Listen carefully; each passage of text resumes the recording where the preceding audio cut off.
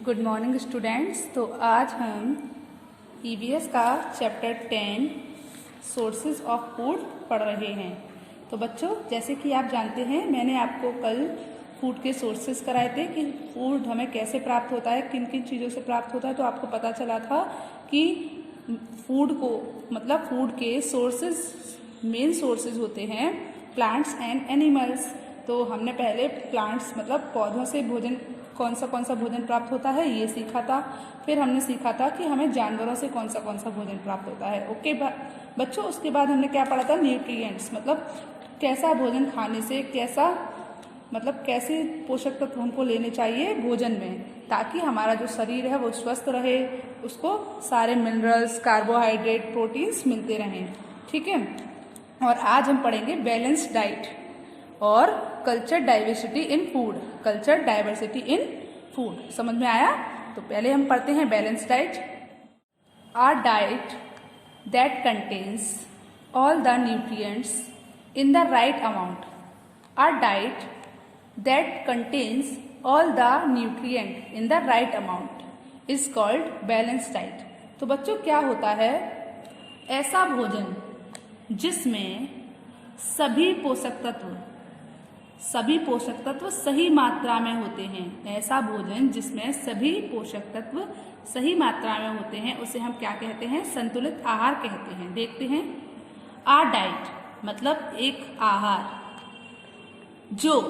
जिसमें शामिल होती हैं ऑल द न्यूट्रिएंट्स मतलब सभी पोषक तत्व, इन द राइट अमाउंट मतलब सही मात्रा में, इज कॉल्ड बैलेंस डाइट। ये क्या कहलाता है बच्चों? संतुलित आहार कहलाता है। जैसे आपको मैं बताती हूँ कि हमारे जो भोजन होता है उसमें सभी चीज होनी चाहिए, मतलब उसमें न्यूट्रिएंट्स भी होना चाहिए, उसमें कार्बोहाइड्रेट भी होना चाहिए, उसमें प्रोटीन भी होना चाहिए, उसमें मिनरल्स और विटामिन भी होने चाहिए। मतलब सारे जो पोषक तत्व हैं वो एक ही आहार में और सही मात्रा में होना क्या कहलाता है बच्चों? बैलेंस डाइट कहलाता है। समझ में आया? मतलब ऐसा भोजन या फिर ऐसा आहार जिसमें सभी पोषक तत्व सही मात्रा में होते हैं उसे हम क्या कहते हैं बच्चों? बैलेंस डाइट कहते हैं, मतलब संतुलित आहार बोलते हैं। ओके, चलिए देखते हैं। Do you eat a balance diet मतलब क्या तुम खाते हो एक बैलेंस डाइट, मतलब तुम एक संतुलित आहार खाते हो? तो यस, हम तो खाते हैं ना। चलो बच्चों, तो बच्चों अभी आपने बैलेंस डाइट पढ़ा ना। बैलेंस डाइट के बाद अब है कल्चरल डाइवर्सिटी इन फूड। मतलब क्या होता है कल्चरल डाइवर्सिटी का मतलब क्या होता है पता है आपको? Cultural diversity in food. तो बच्चों, कल्चरल डाइवर्सिटी क्या होता है अब हम ये जानते हैं। कल्चरल डाइवर्सिटी इन फूड का मतलब है, कल्चरल का मतलब आप जानते हो सांस्कृतिक, डाइवर्सिटी मतलब विविधता। क्या होता है? विविधता। ठीक है। इन फूड भोजन में। तो बच्चों आप देखते हैं अलग अलग जगह पर अलग अलग तरीके का भोजन खाया जाता है। ठीक है। तो ये क्या हो गई? सांस्कृतिक विविधता हो गई भोजन में।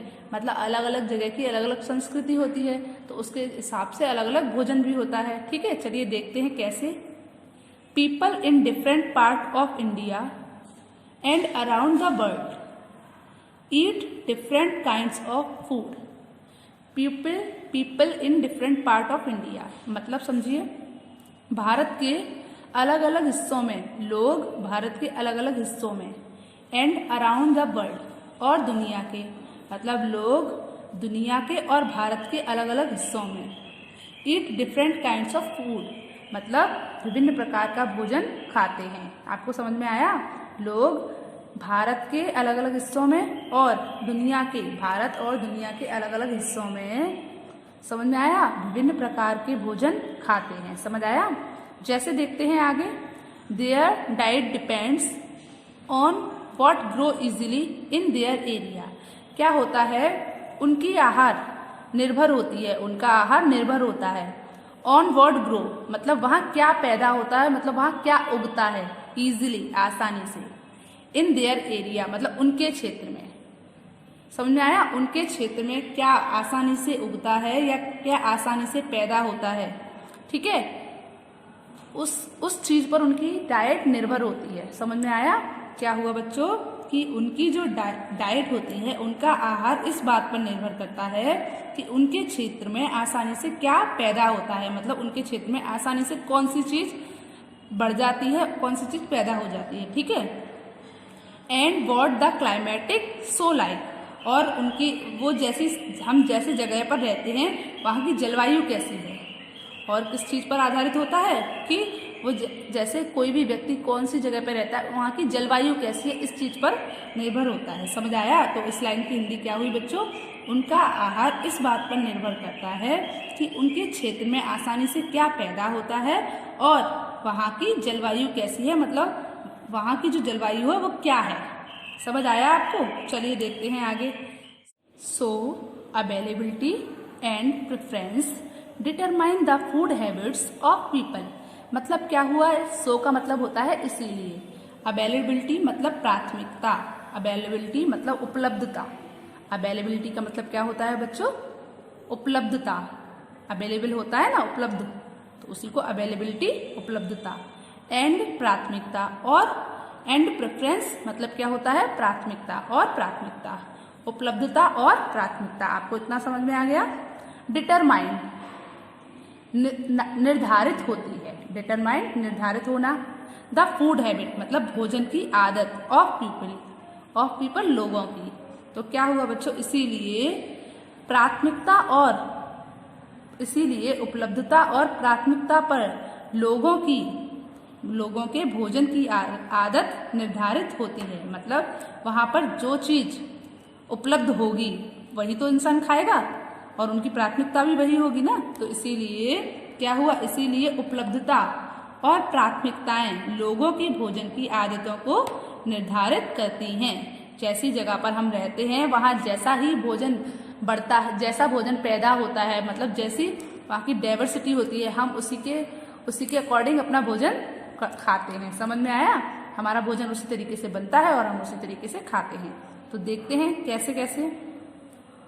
People who stay in coastal area, लोग जो रहते हैं इन कोस्टल एरिया मतलब तटीय क्षेत्र में। तटीय क्षेत्र का मतलब है जो समुद्र के किनारे या किसी भी तट के किनारे स्थित होते हैं। समझ में आया?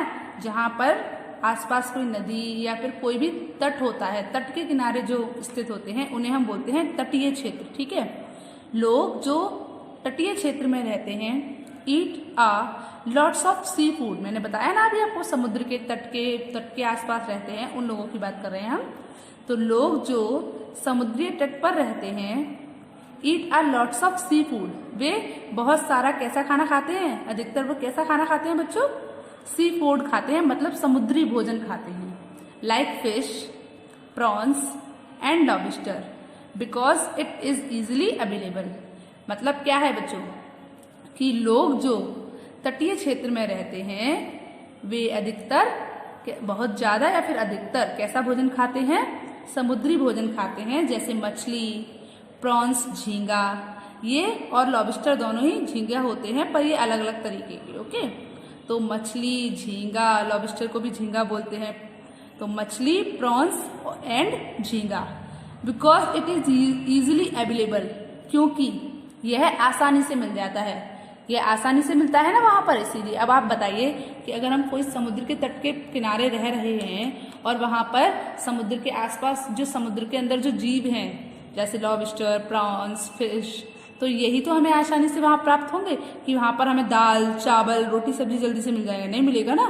तो इसीलिए अभी बोला था ना मैंने कि जहां पर जैसी सुविधा होती है खाने की, जिस भी जगह पर जैसी खाने की व्यवस्था होती है, आदमी वैसा ही भोजन खाता है, ठीक है।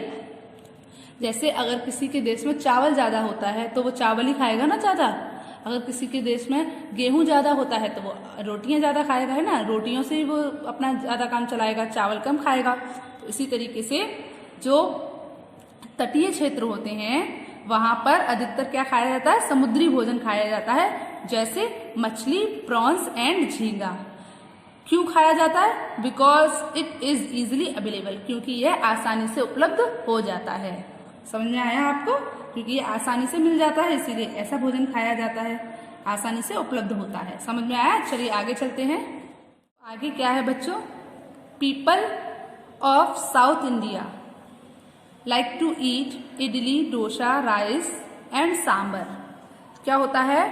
पीपल ऑफ साउथ इंडिया मतलब साउथ इंडिया के जो लोग होते हैं, दक्षिण भारत के जो लोग होते हैं, वो कैसा खाना पसंद करते हैं? इडली, डोसा, राइस मतलब चावल एंड सांभर, और सांभर खाना पसंद करते हैं। आपको क्या समझ में आया? दक्षिण भारत के लोग इडली, डोसा, चावल और सांभर खाना पसंद करते हैं। पूछो क्यों? क्योंकि वहाँ क्या होता है ना, चावल ज्यादा होता है, तो इसीलिए इडली भी चावल से बन जाती है, डोसा भी चावल से बन जाता है ना, तो इसीलिए वे इडली डोसा खाना ज्यादा पसंद करते हैं। समझ आया आपको? तो people of south India like to eat idli, dosa, rice and sambar. तो क्या हो गया? दक्षिण भारत के लोग इडली, डोसा और चावल और सांबर खाना अधिक पसंद करते हैं। ठीक है, चलिए, या फिर सांबर खाना पसंद करते हैं। People of Punjab like to eat makke ki roti and सरसों का साग। मतलब पंजाब के जो लोग होते हैं वो क्या खाना पसंद करते हैं बच्चों? बताइए मुझे। मक्के की रोटी खाना पसंद करते हैं और सरसों का साग खाना पसंद करते हैं। समझ आया आपको? चलिए आगे देखते हैं। Some people do not eat meat and egg because they feel it goes against their religion and custom. तो क्या है बच्चों? Some people do not eat मतलब कुछ लोग नहीं खाते हैं मीट एंड एग, मांस और अंडा, बिकॉज दे फील इट क्योंकि वे महसूस करते हैं, goes against their religion and custom कि जो मीट और जो मांस होता है, अंडा जो होता है, वो उनके मतलब रीति रिवाजों के खिलाफ है। वो क्या महसूस करते हैं? उन्हें ऐसा लगता है कि जो अंडा और मांस खाते हैं, मांस खाना उनके रीति रिवाज के क्या है? खिलाफ है। इसीलिए वो क्या करते हैं? मांस और अंडा नहीं खाते। समझ में आया आपको? तो क्या हो गया? कुछ लोग मांस और अंडा नहीं खाते क्योंकि उन्हें ऐसा लगता है कि यह उनके धर्म और रीति रिवाजों के खिलाफ है। रिलीजन धर्म और कस्टम रीति रिवाज, अगेंस्ट खिलाफ। तो समझ में आया? यह उनके रीति रिवाजों और धर्म के खिलाफ है। ओके, आगे देखते हैं। The food habits of people around the world differ a lot. The food habits of people मतलब लोगों की भोजन की आदतें अराउंड द वर्ल्ड दुनिया भर में, डिफर अ लॉट मतलब बहुत अलग होती है। समझ में आया? तो दुनिया भर में लोगों के भोजन की आदतें कैसी होती है? बहुत अलग अलग होती है। जैसे आगे देखते हैं। Some people like to eat semi cooked food मतलब क्या हुआ बच्चों? कुछ लोग अर्ध पका भोजन पकाया जाता है, मतलब कुछ लोग अर्ध पका भोजन खाना पसंद करते हैं। अर्ध पका मतलब क्या होता है बच्चों? आधा पका हुआ। सेमी कुक्ड मतलब क्या हुआ बच्चों? आधा पका हुआ। जैसे इडली होती है अर्ध पकी होती है ना, भाप में बनती है, ऐसे ही। ठीक है, तो क्या हुआ? कुछ लोग अर्ध पका हुआ मतलब आधा पका हुआ भोजन खाना पसंद करते हैं।